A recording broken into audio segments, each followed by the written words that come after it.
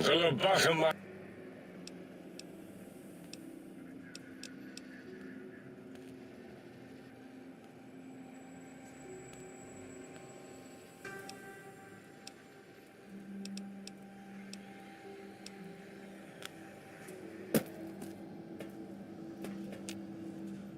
As it had been in the years before the Great War, Big Mountain, the Big Empty, became home to one of the brightest minds of the 23rd century. The courier watched over the Big Empty for years to come, caring for it and keeping its discovery safe until they were needed to help others, which had always been Big Mountain's purpose. Past the laboratories and science, it had always been intended as a place to build the future of all mankind. The Sync Central Intelligence...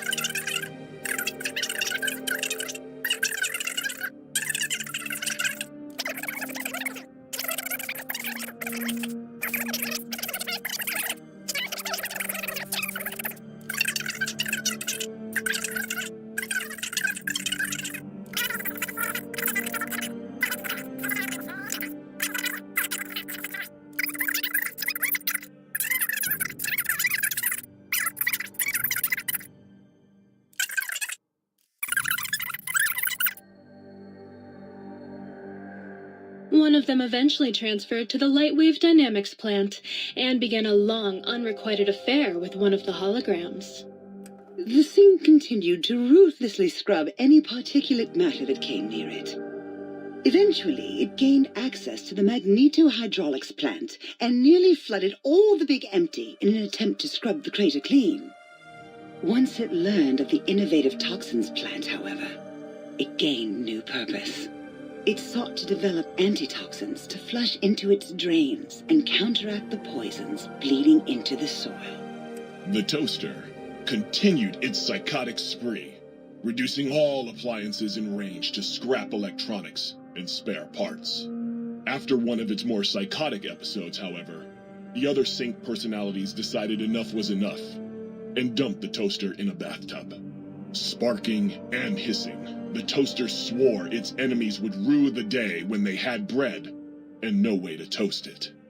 Muggy did his best to collect coffee cups, although in his quest, he accidentally trapped himself in Higgs Village. It might have been the end for poor Muggy, except he found it peaceful there, tidying up the kitchens of the think tank professors back when they had been flesh and bone. Well, except for Dr. O, who was an asshole for having created Muggy in the first place. Muggy left O's house deliberately dirty, punishing the dishes and cups that lived there in blind revenge for serving Dr. O. Blind old Jefferson, with sounds the courier brought him, created a symphonic counter-frequency that saved Big Mountain from sonic invasion in 2910. If you didn't hear about it, good. It was rumored by the other personalities that he had a brief fling with the light switches. Although he forgot their names much too often and was soon left in the dark as punishment. Autodoc, always gentle and methodical, kept sewing up the courier in all the right places when the skin split open from repeated wear and tear. The Autodoc was just glad to have purpose again. It heard its simpler brothers and sisters who got shipped to the Sierra Madre were bored out of their skulls in that toxic dead city. In time, the Autodoc found a way to deactivate the Y-17 trauma harnesses, releasing the corpses they had held prisoner for almost 200 years. As the courier ran through the X-8 facility multiple times, the computers analyzed the test subject's movements. Rather than performing a superficial observation, they realized the subject barely knew what communism was, or even what a high school was. This confused them for a time, until the facility finally realized that its research had succeeded. So it let its cyber dogs out into the wastes to help protect small communities from physical aggression rather than communist propaganda. The infiltration program in X-13 felt spent, having repeatedly upgraded the stealth suit until it could upgrade it no more. It felt warm, fulfilled, and a bit sluggish. It realized not long after the stealth suit had left it without so much as a note on the nightstand. So the infiltration program sent out robo-brains into the wastes, looking for its wayward technology. It eventually found Repcon HQ and set up a new research center, testing and murdering fiends who kept breaking into the facility.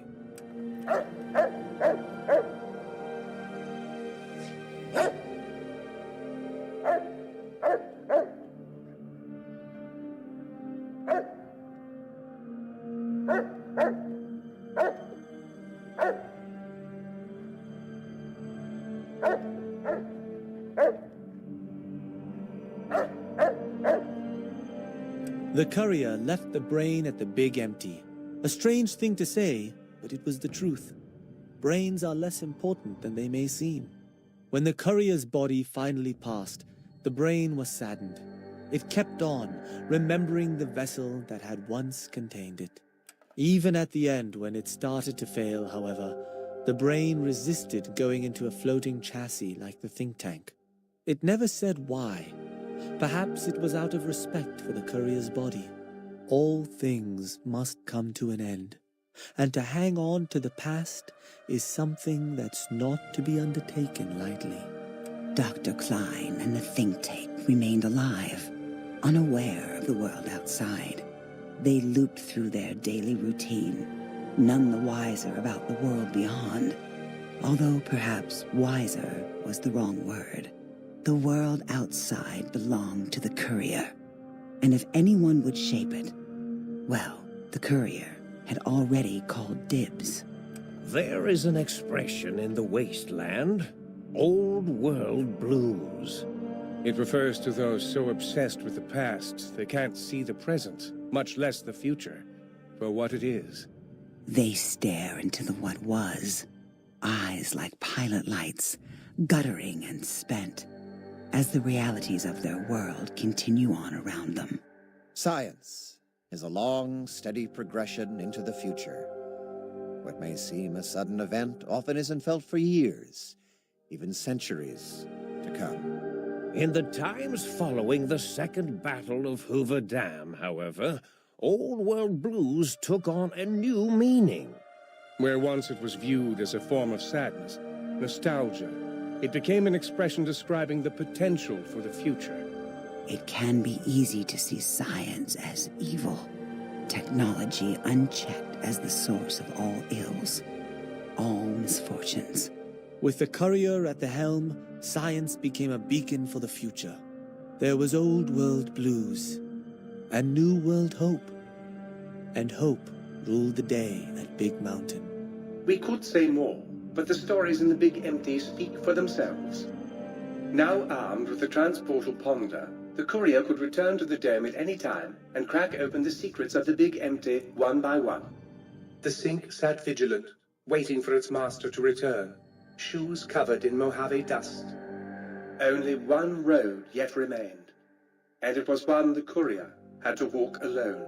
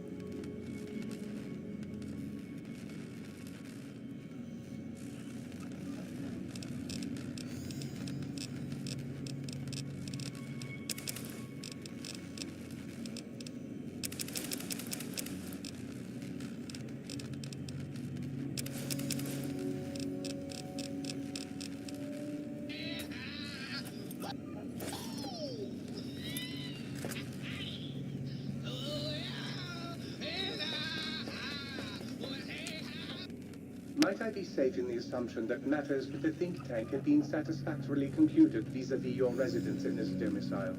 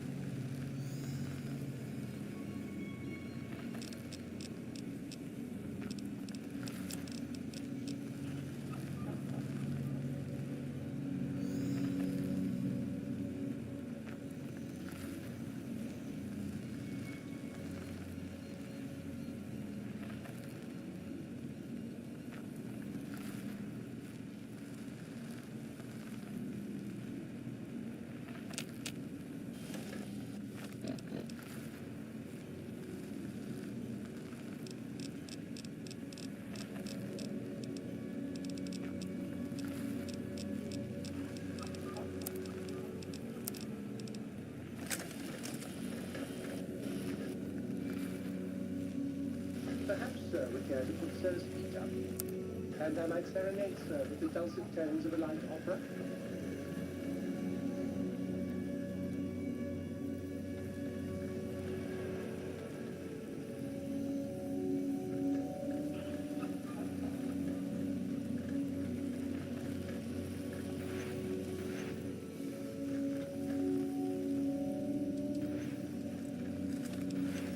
Will Sir be staying?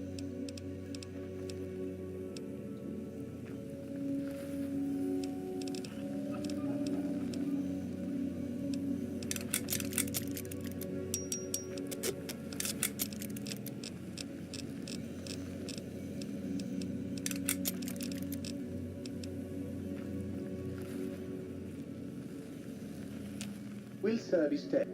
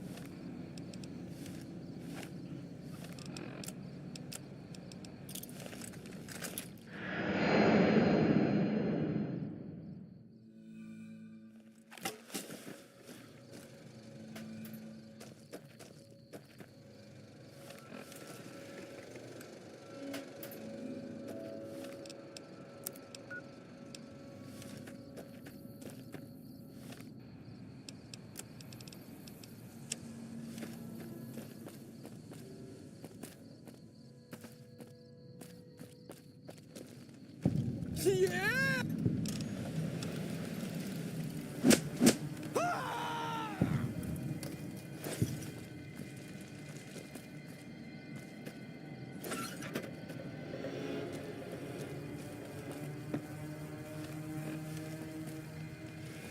They hardly leave. They hardly even. They hardly even. Don't worry. They hardly even.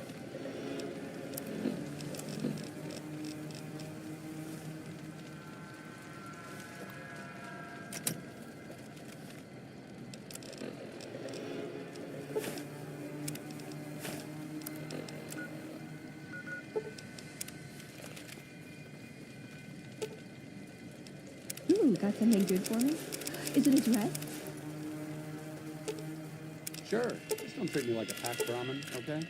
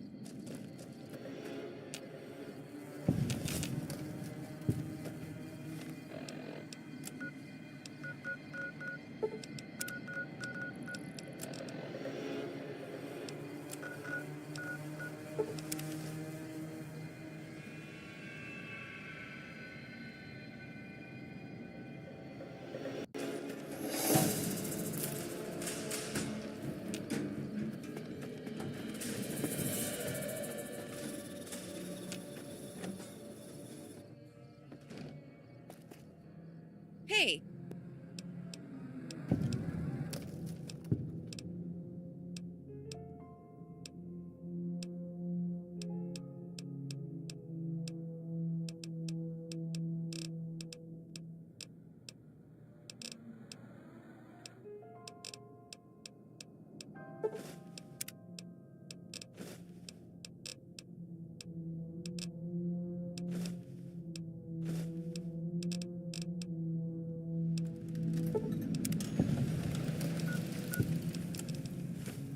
Oh, I get it.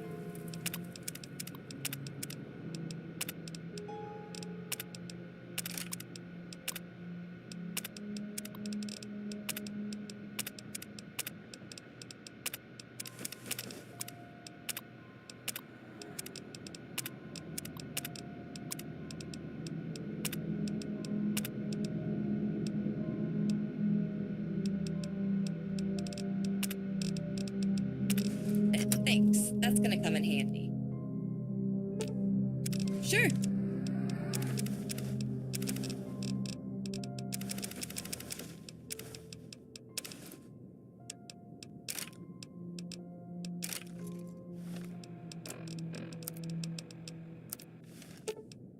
Sure.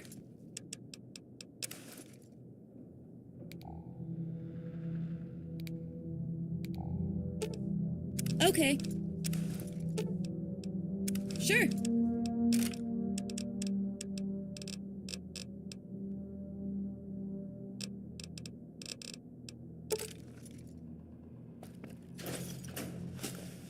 You don't think there are any rad scorpions in here, do you? It doesn't take much more than some hillbillies and the smell of ramen. What's up? Howdy. I feel naked with... All right. All right. That asshole that...